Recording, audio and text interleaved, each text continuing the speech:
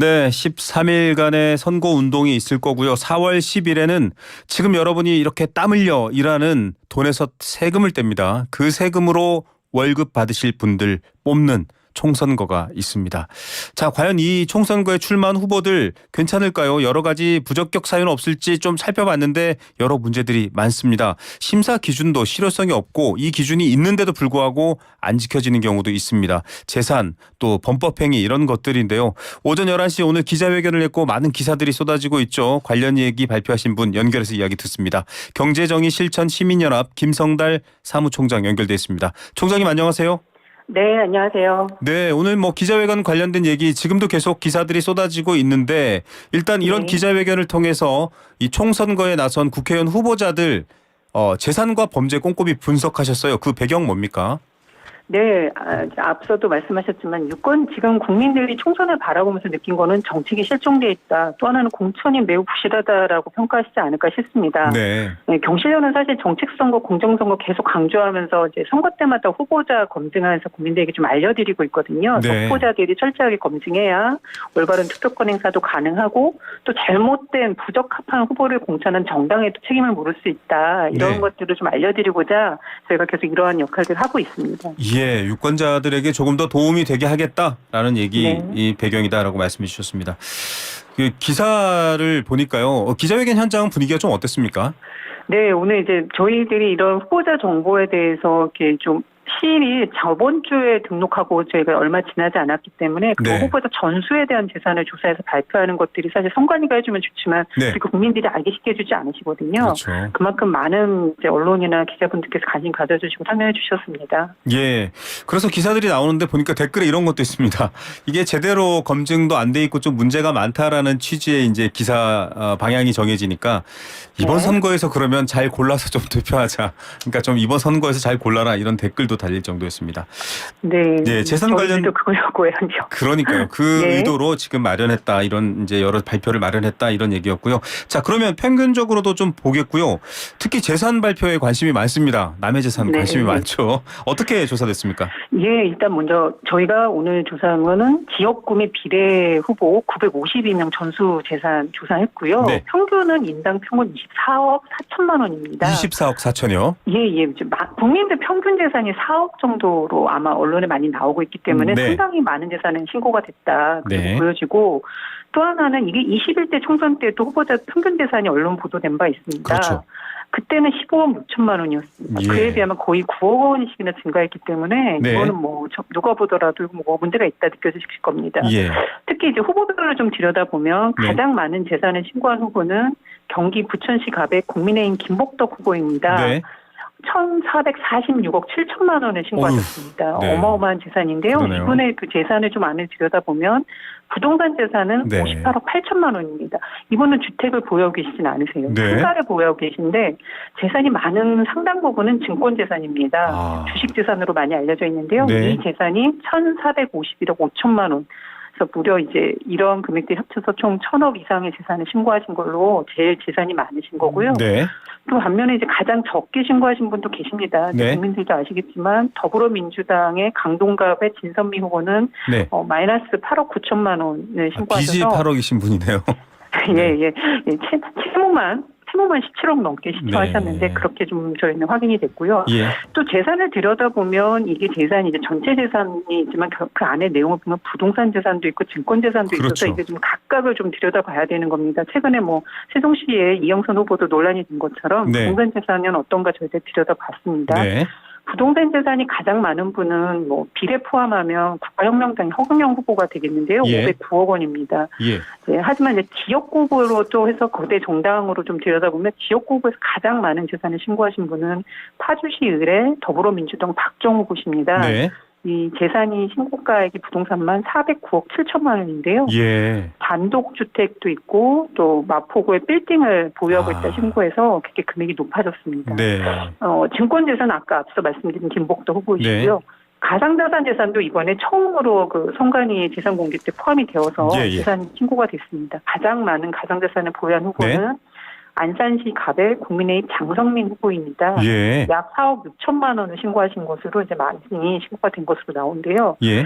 저희가 이렇게 재산이나 부동산 재산, 주식 재산을 들여다본 이유는 국회의원이라는 자리가 아까 입법 활동을 하시는 자리기도 하지만 예산 감시, 정책 감시 매우 중요한 자리인 그럼요. 만큼 국회의원들에 대한 경직 금지 원칙도 있고 이해중돌 방지를 위한 노력도 해야 되고 주식 백지 신탁제와 같은 제도가 있거든요. 예.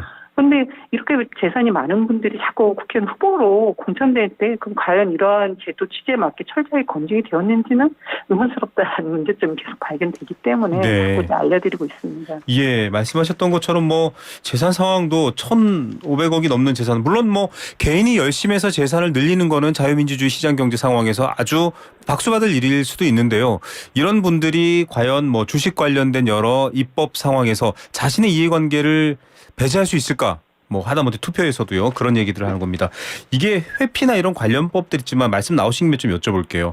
지금 재산뿐만 아니라 여러 뭐 범죄 상황도 조사하셨는데 특히 토지나 SOC 또 금융 관련해서 네. 이게 매번 좀 논란이 되지 않습니까? 왜 이게 개인의 이해관계 충돌이 안 되도록 해야 된다라고 되지만 결국 그런 논란 기사들이 나오거든요. 정당도 이걸 알 텐데 네. 이런 부분들은 어떻게 문제점을 보고 계십니까? 근데 이제 겉으로는 국회가 경직금지 원칙도 있고 이해충돌 방지법도 있습니다. 네. 주식 백지 신탁제 때문에 3천만 원 초과하면 다 백지 신탁해야 되는 게 그렇죠. 법이거든요. 근데 왜 이 나타나는 결과는 여기서 많은 괴리가 발생하나 보면 네네. 이것을 적용하는 과정에서 많은 구멍이 있다고 봅니다. 저희는 허술한 제도 운영을 하고 있고 허술한 네. 제도 운영을 하다 보니까 실질적으로 거의 형식적인 절차를 통해서 오히려 불로소득이 상징인 부동산이나 주식을 많이 보유하는 것을 국회나 국회 제도가 허용하는 거 아닌가 이런 문제 제기를 한 바 있고요. 예. 당 차원에서도 마찬가지입니다.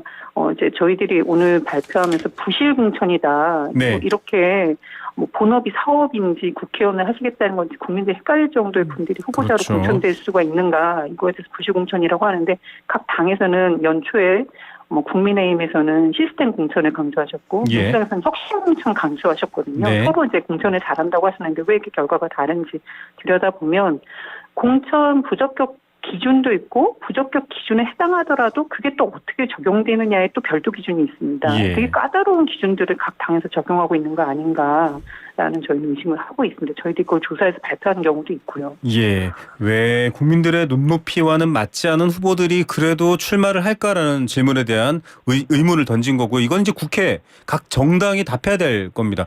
기준도 있는데 있으면 네. 뭐하나 왜 또 이렇게 재산이나 여러 가지 국민 눈높이라든지 국민을 대변하고 국민을 대표하는 자리에 의혹이 있을 법한 이런 조건을 가지신 분들이 나왔느냐에 대해 국회가 답해야 됩니다.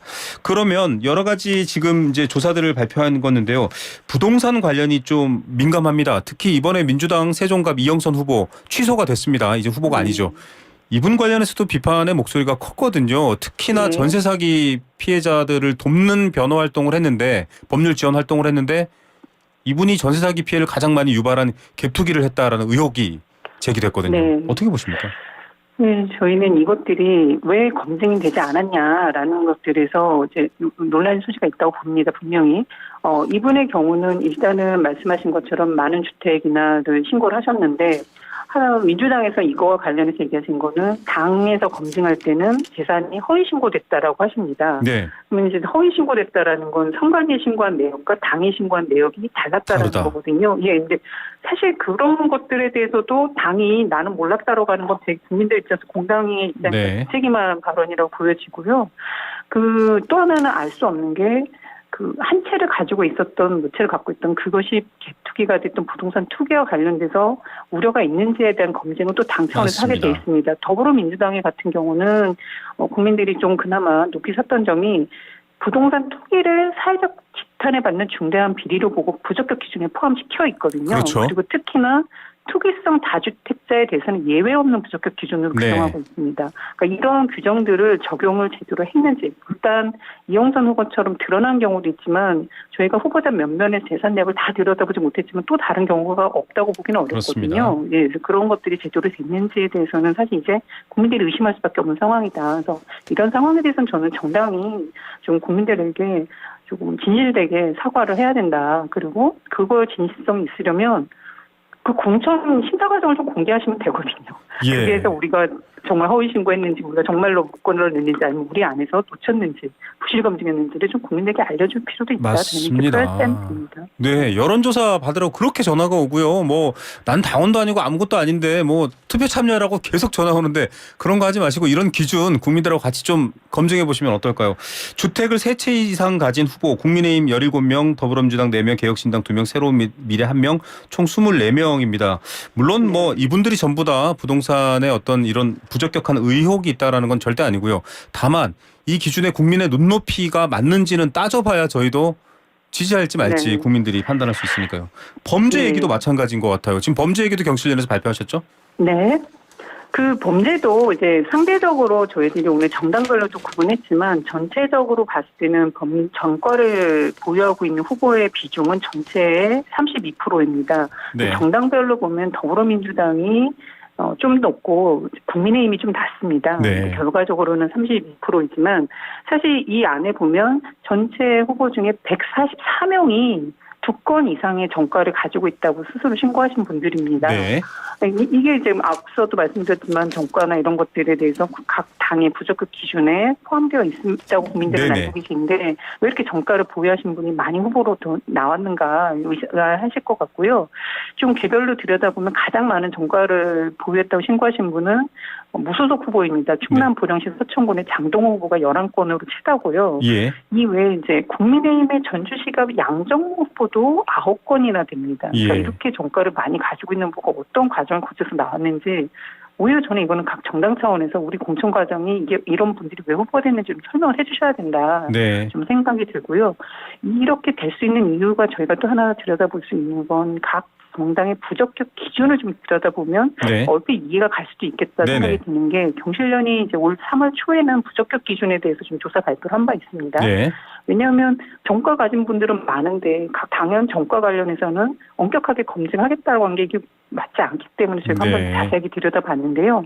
각 정당은 파렴치 범죄, 그러니까 부정부패나 정치자금법이나 네. 폭력이나 이러한 것들에 대해서는 엄격한 기준을 나중에 갖고 있지만 그 외에 모든 범죄에 대해서는 적용하지 않고 있습니다. 예. 그러다 보니 간극이 발생한 거 아닌가라는 생각이 또 하나 있고요. 뭐 민주화 운동 때 전과를 가지신 분들도 있잖아요. 그분들은 빼고도 저가를 가진 분이 많이 올라와 있기 때문에 저희들도 이제 그거를 명확히 구분하기는 어렵지만 네. 민주화 운동을 빼고 남는 전과자를 가지고 있는 분들이 상당히 많다 이렇게 보여집니다. 예. 그리고 또 하나는 그 더불어민주당의 경우는 이제 작년에 한번 논란이 됐습니다. 네네. 그 정가를 이제 과거에는 더불어민주당 부적격 기준에 대해서는 그 범죄에 대해서 하급심에서 유죄 판결 받았거나 네. 아니면 상급심 재판이 진행 중이어도 부적격 처리할 수 있다라는 규정이 있었습니다. 최종 결론이 안 나도. 네. 예. 근데 이거를 삭제했거든요. 그러니까 예. 여기에서 빠져나가는 분들이 계시지 않을까 생각이 들고요. 네.